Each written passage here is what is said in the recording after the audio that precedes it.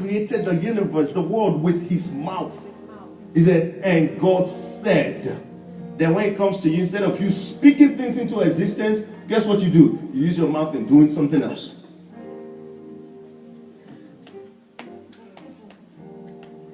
I told God the other day, I said, I want 10 new churches so that I can be their accountant and doing their thing.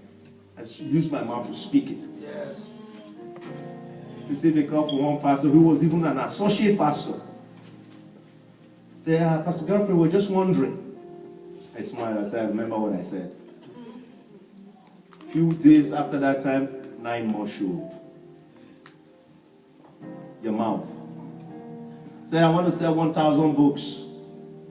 I asked Pastor, I was telling him how many people were calling. Oh, could you come to our church and minister to us? I told my folks who came with me, I said, we have 150 books there. 100, the new ones, 50, the old ones. I said, if they buy, let them buy. If they can't buy, it's okay. It's an offering unto the Lord regardless. Regardless. I have a session tonight. And guess what the folks are telling me? That I should bring 200 copies of my book to them. I said, I don't get books again. I said, the ones for pastor I've been saving all this time. So I will not disappoint the man of God. It's for the help of those. Number 2, your desire. What do you desire? It's up to you. What do you desire?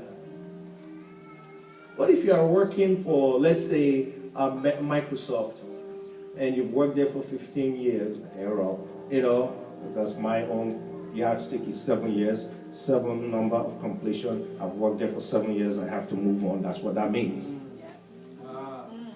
You work there for 15 years, and then one day they tell you it's time to go. What do you do? What do you do? Jill Abramson, a white lady, heading up what? New York Times. Came in the morning, they said your job is over. And now what she's doing, she's speaking across the nation. That's the same thing.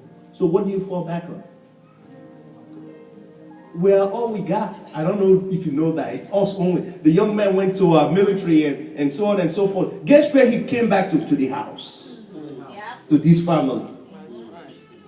He didn't go somewhere else.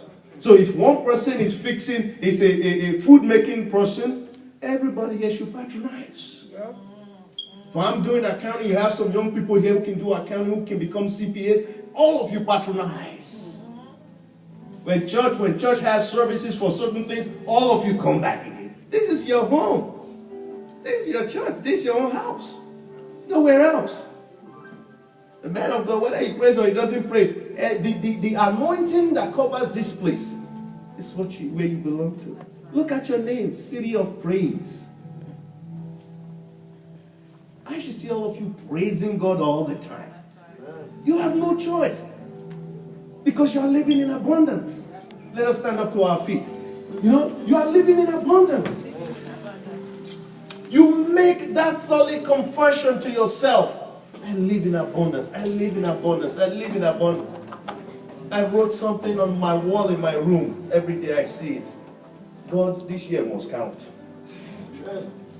I mean, I just put it down there every time I was like, this year must count. Okay, let's go.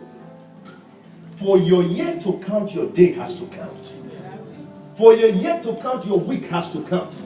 For your year to count, your month has to count. For your year to count, all of this have to count in order for you to say, this year counted.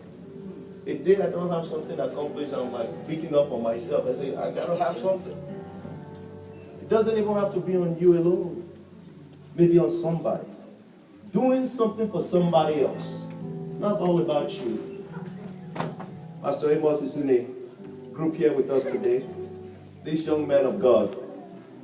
I took a liking to him because I saw the Spirit of God in him. And he will come and say, Pastor, today must count too. I said, yes, it must. I said, what do we do? We'll get into business activities together. I see the young man smiling these days, say, oh, Pastor, the year is counting. Let your year count. You are supposed to live in abundance, nothing else.